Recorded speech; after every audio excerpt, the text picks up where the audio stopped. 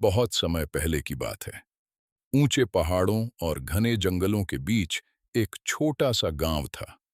उस गांव का नाम था शिवपुर। गांव के लोग बहुत मेहनती थे। सुबह होते ही किसान अपने खेतों में चले जाते और शाम ढलते ही थके हुए घर लौट आते। गांव में शांति तो बहुत थी, लेकिन एक बड़ी परेशानी भी थी। वहां खाने पीने की कोई दुकान नहीं थी। अगर किसी का कुछ अलग खाने का मन करता, तो उसे कई किलोमीटर दूर शहर जाना पड़ता था। उसी गांव में एक गरीब किसान रहता था। उसका नाम था भोला राम। उसकी पत्नी का नाम था गीता। दोनों दिन रात मेहनत करते थे, लेकिन फिर भी घर का खर्च मुश्किल से चलता था। उनका मिट्टी का छोटा सा घर था। बारिश के दिनों में छत से पानी टपकता रहता। कई बार तो पूरी रात दोनों को बर्तन रख रख कर पानी रोकना पड़ता था। एक शाम दोनों घर के बाहर बैठे थे। आसमान में काले बादल थे और तेज हवा चल रही थी। सुनिए जी, घर में बस थोड़ा सा आटा बचा है। हम अगर इस बार भी फसल खराब हो गई ना, तो पता नहीं क्या होगा। भोला राम चुपचाप जमीन की तरफ देखने लगा।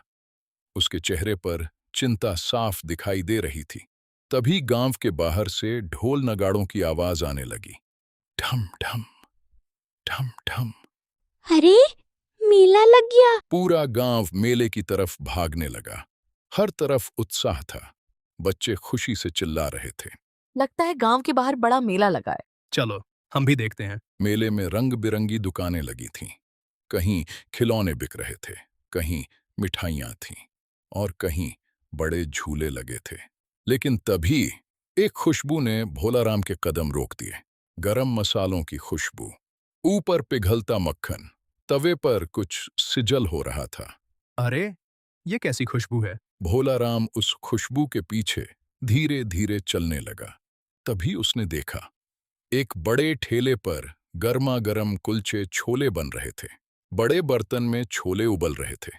ऊपर मक्खन डाला जा रहा था और तवे पर कुलचे सुनहरे होकर सिक रहे थे।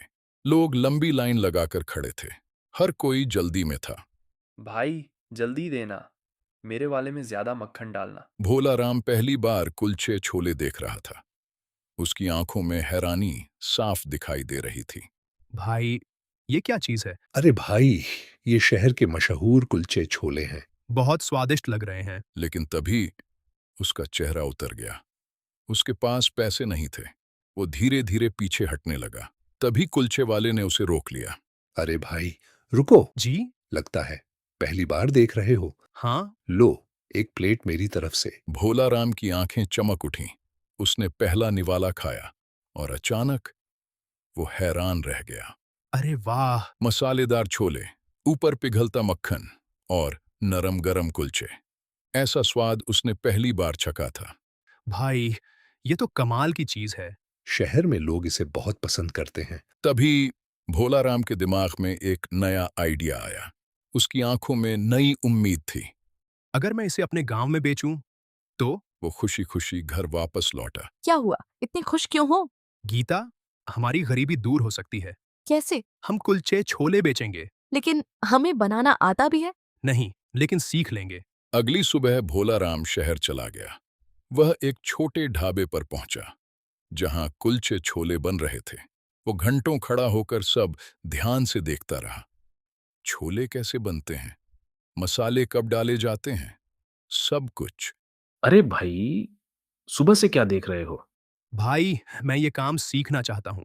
क्यों? ये काम सीख कर क्या करोगे? अपने गांव में कुलचे छोले बेचूंगा। अरे, गांव वाले कुलचे छोले खाएंगे? अगर स्वाद अच्छा होगा, तो लोग जरूर खाएंगे। ढाबे वाला पहले हंसा, लेकिन फिर भोलाराम की मेहनत देखकर खुश हो गया। दिन भर भोलाराम सीखता और रात को ढाबे में सफाई करता। कुछ दिनों बाद वह गांव लौट आया। अब उसे बस एक ठेला चाहिए था। तो सीख आए? हाँ, अब बस एक ठेला चाहिए। लेकिन उनके पास पैसे नहीं थे। तभी भोलाराम की नजर पुरानी लकड़ियों पर पड़ी। उसने पुराने पहिए लगाए, रस्सियां बांधी और अपने हाथों से एक छोटा सा ठेला बना डाला। अरे वाह, ये तो सच में दुकान लग रही है। अगली सुबह दोनों काम में लग गए। छोले उबलने लगे, मक्खन पिघलने लगा। तवे पर कुलचे सिक रहे थे और उनकी खुशबू धीरे-धीरे पूरे गांव में फैलने लगी। माँ, कैसी अच्छी खुशबू आ रही है। चलकर देखते हैं। थोड़ी ही देर में लोग वहां जमा होने लगे। सब जानना चाहते थे कि भोला राम क्या बना रहा है। अरे भोला राम, आज क्या बेच रहे हो? शहर वाले कुलचे छोले। ये कुलचे छोले क्या होते हैं? पहले खाकर तो देखो। फिर उसने गांव वालों को कुलचे छोले खिलाने शुरू किए। जैसे ही लोगों ने पहला निवाला खाया, सबकी आंखें चमक उठीं। अरे वाह, इतना स्वादिष्ट! भाई, एक प्लेट और देना। धीरे धीरे पूरा गांव वहां जमा हो गया। बच्चे, बूढ़े, किसान, हर कोई कुलचे छोले खाने लगा। लेकिन गांव में एक आदमी ऐसा भी था जिसे भोला राम की तरक्की बिल्कुल पसंद नहीं थी। उसका नाम था कालू राम। ये भोला राम तो बहुत पैसे कमाने लगा है। कालू राम गांव का लालची दुकानदार था। वो भोला राम से जलने लगा। अगर इसका ठेला ऐसे ही चलता रहा तो मेरी दुकान बंद हो जाएगी। मुझे कुछ करना पड़ेगा। एक रात वो चुपके से भोला राम के ठेले के पास गया। उसने मसालों का डिब्बा गिरा दिया, पानी का मटका तोड़ दिया और अंधेरे में भाग गया। सुबह जब भोला राम वहां पहुंचा तो सब देखकर परेशान रह गया। अरे, ये सब किसने किया? अब क्या होगा? वो उदास होकर वहीं बैठ गया। तभी गांव वाले उसके पास आने लगे। भोला राम, चिंता मत करो, हम सब तुम्हारे साथ हैं। किसी ने पानी दिया, किसी ने मसाले और किसी ने पैसे दिए।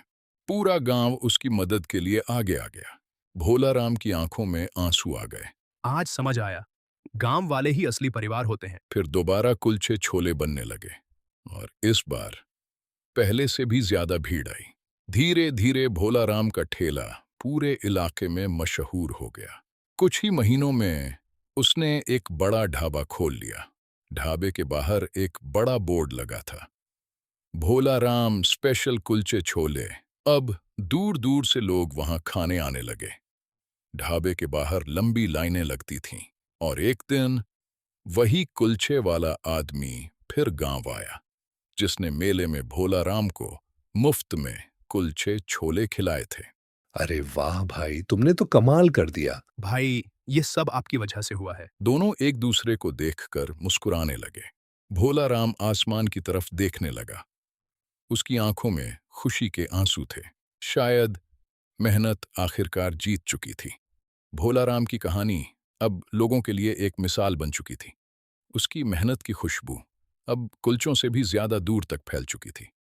उस दिन भोला राम ने सिर्फ कुलचे नहीं बेचे थे, उसने लोगों का दिल जीत लिया था। सपने छोटे हों या बड़े, पूरा वही करता है जो मेहनत से डरता नहीं। और इसी तरह एक गरीब किसान पूरे इलाके की पहचान बन गया। अब लोग उसे एक ही नाम से जानते थे, भोला राम कुलचे छोले वाले। ऐसी मज़ेदार गांव की कहानियों के लिए सब्सक्राइब ज़रूर करें।